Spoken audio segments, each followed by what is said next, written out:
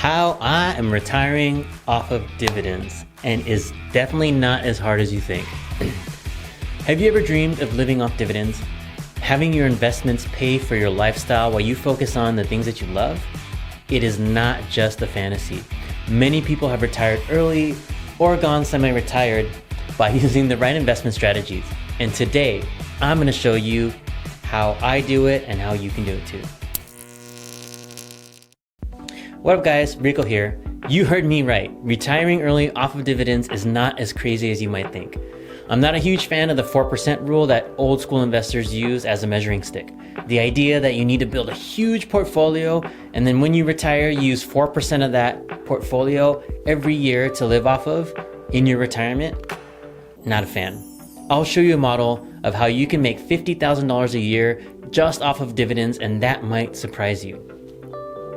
Just for more context, why I prefer dividends is because with non-dividend stocks, you'll have to sell 4% every year, and using that model, eventually you'll run out of stocks. The beauty of dividends is that you never, ever, unless you want to, have to sell any share, but you can still make enough money to be comfortable. Stay tuned to the end so you can see a snapshot of my dividends per month and how I find balance in my portfolio. With that being said, let's get into it. Okay, so let's start with basics. What are dividends? Dividends are payments that companies make to their shareholders, usually from their profits. These payments come regularly like clockwork, could be monthly, quarterly, annually, and they can create a steady income stream without needing to sell your investments. Some of these stocks are even required to pay out 90% of their profits, and that can be pretty lucrative income for investors. Sounds good, right? Well, the key is knowing where to invest for the best returns. Comment down below if you're already an income investor and then what stocks you prefer. I'd love to share with the rest of the community.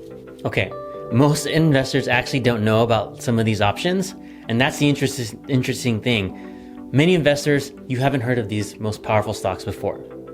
Their first exposure to dividends might be through big name ETFs like BOO, SPY, QQQ, or VGT, and these are great for growth, but their dividend yields are pretty low, usually around 1%. And let's be real, a 1% yield is not gonna pay the bills unless you're sitting on a multi-million dollar portfolio like Warren Buffett.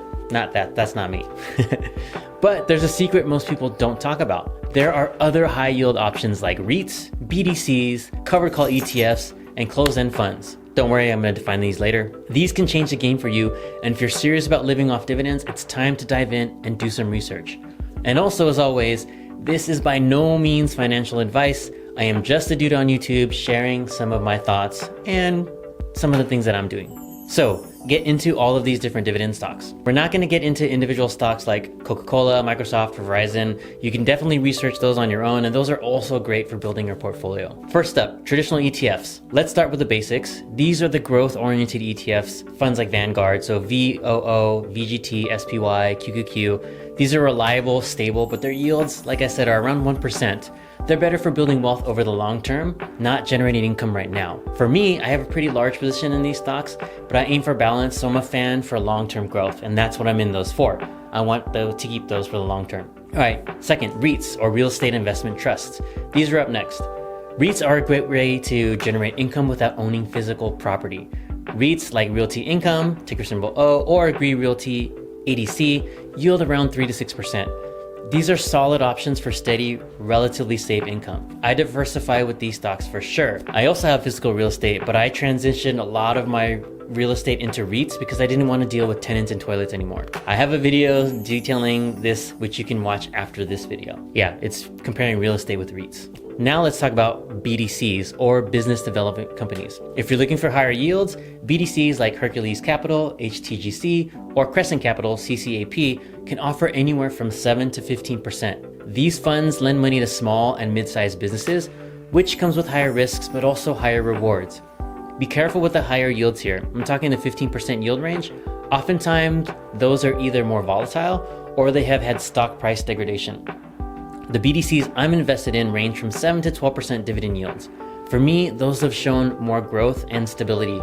Newer income stocks are covered call ETFs like JEPI, JEPQ, SPYI, QQQI. Covered call ETFs are a great way to boost your income. These ETFs use option strategies to generate extra cash flow, offering yields between 7 to 14%.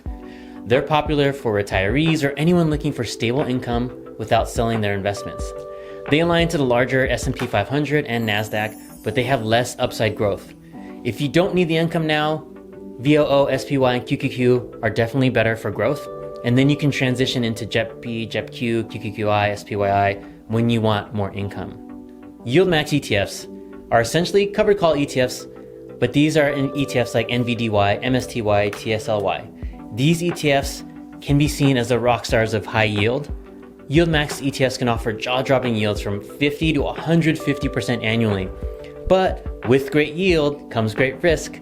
These ETFs are exciting but should be a part of a diversified portfolio, not the whole thing and not for the long term. I use this sparingly, and once I see downtrends or capital degradation, I exit. Also keep in mind, I also invest in the primary stocks like Nvidia, MicroStrategy, and Tesla, so I'm covered for growth and for income. And then finally, let's talk closed-end funds like PTY, PDI, BXSL, NEA. Closed-end funds are maybe the most under-the-radar option. These funds pool money from investors and actively manage a portfolio to deliver high yields, often 7 to 12%. Funds like PTY or PDI are popular among income seekers. And here's the tough part. They're not available on retail trading platforms like Robinhood.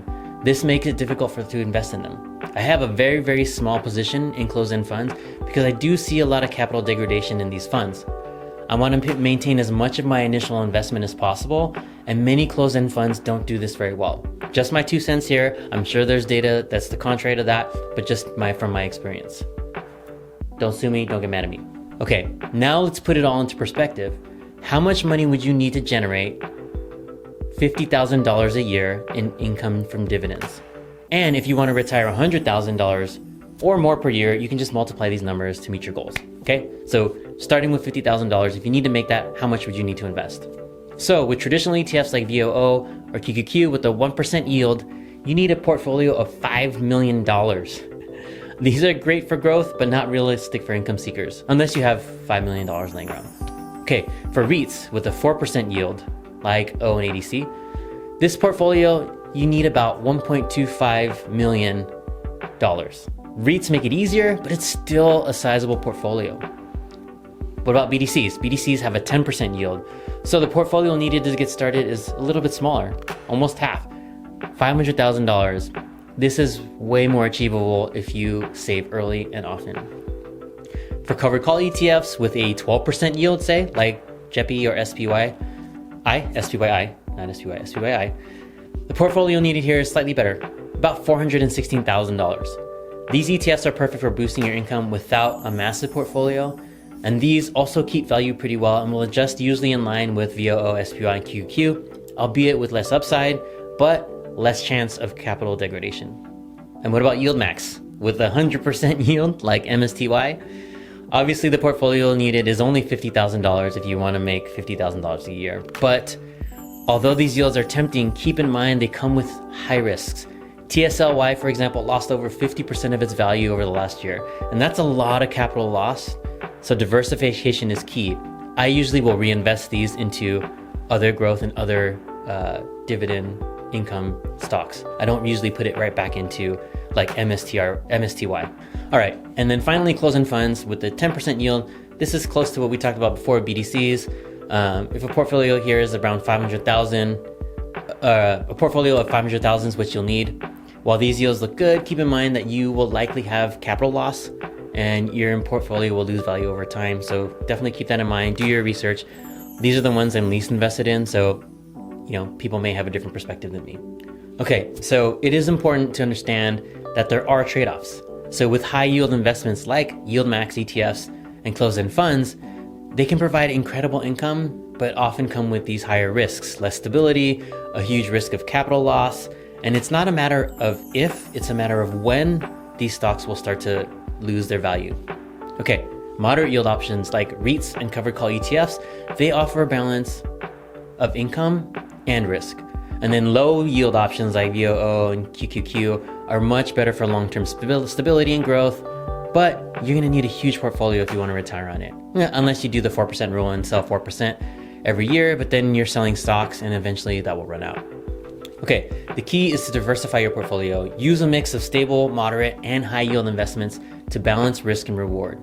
Here's a quick look of my monthly dividends. As you can see, I had a goal of $6,000 per month and I have far exceeded that. But keep in mind, a big portion of that is from MSTY, from YieldMax, and I've been riding that wave. Once I start to see the trends come down, I'll sell off and adjust accordingly. I'll probably go into something like JEPI, JEPQ, QQQI, and then also go into the MicroStrategy stock, and then, go into VOO, QQQ, things like that. So living off dividends isn't just possible, it's achievable with the right strategy. First step is educating yourself about these options. Most beginner investors don't even know about these avenues of investing, and since you're here, you want to know more. You often have to do that. You have to go to YouTube or go down the Google rabbit hole to understand them. But these investments have helped countless people retire early or semi-retire comfortably. If this video gave you value, hit the like button, subscribe, drop your questions in the comments. I'd love to hear how you're building your dividend portfolio. And if you want to learn more about these strategies, subscribe, stick around. I want to share as much as I can about leadership, career, and finance. So thanks for watching. The path to financial freedom starts with understanding your options and then taking action. So take care, and I'll see you next time. Boom.